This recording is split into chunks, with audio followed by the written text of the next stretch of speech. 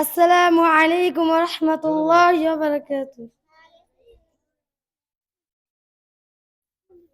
যে জাতি একদিন স্বর্ণ শিখরে আরোহিত ছিলেন, যে জাতি একদিন স্বর্ণ শিখরে আরোহিত ছিলেন, আজ দেখো তারা কুকুরের নয় শক্তিধর পদ লোন। নয় চীন, নয় ফিলিস্তিন, নয় ইরাক ও আফগানিস্তান, নয় চীন, নয় ফিলিস্তিন, নয় ইরাক ও আফগানিস্তান, বরং সারা বিশ্বে অসহনীয়ভাবে শোষিত মুসলমান। যে জাতির রক্তে ভারত ইংরেজ দাসত্ব হতে পেয়েছে পরিত্রাণ, যে জাতির রক্তে ভারত ইংরেজ দাসত্ব হতে পেয়েছে পরিত্রাণ, তারা তো কেউ ছিল না, তারা ছিল একমাত্র মুসলমান। তাকিয়ে দেখো ভারতের বিভিন্ন প্রান্তে বিভিন্ন ভাবে অকারণে জ্বলিতেছে মুসলমান অশান্তির দাবানলে।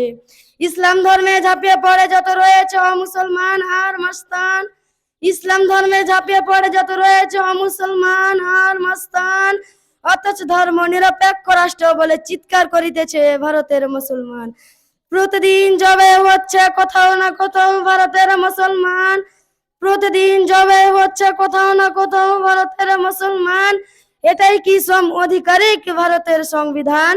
যদি ভারতকে মা মনে করে করো যদি তার এত সম্মান, যদি ভারতকে মা মনে করে করো যদি তার এত সম্মান, তবে তার আদেশ ছিনিয়ে নাও কেন অন্যের প্রাণ? যদি হয় ভারতের দুটি চোখ হিন্দু ও মুসলমান, যদি হয় ভারতের দুটি চোখ হিন্দু ও মুসলমান, তবে নিজ মায়ের চক্ষু অন্ধ কেন করিবে তুমি যে তার সন্তান? ইতিহাস খুলে দেখো সারা বিশ্বের মুসলমান, ইতিহাস খুলে দেখো সারা বিশ্বের মুসলমান, কোরআন হাদিসের অনুসরণ ছাড়া পায়নি সম্মান। আসসালামু আলাইকুম ওয়া রাহমাতুল্লাহি ওয়া বারাকাতুহু।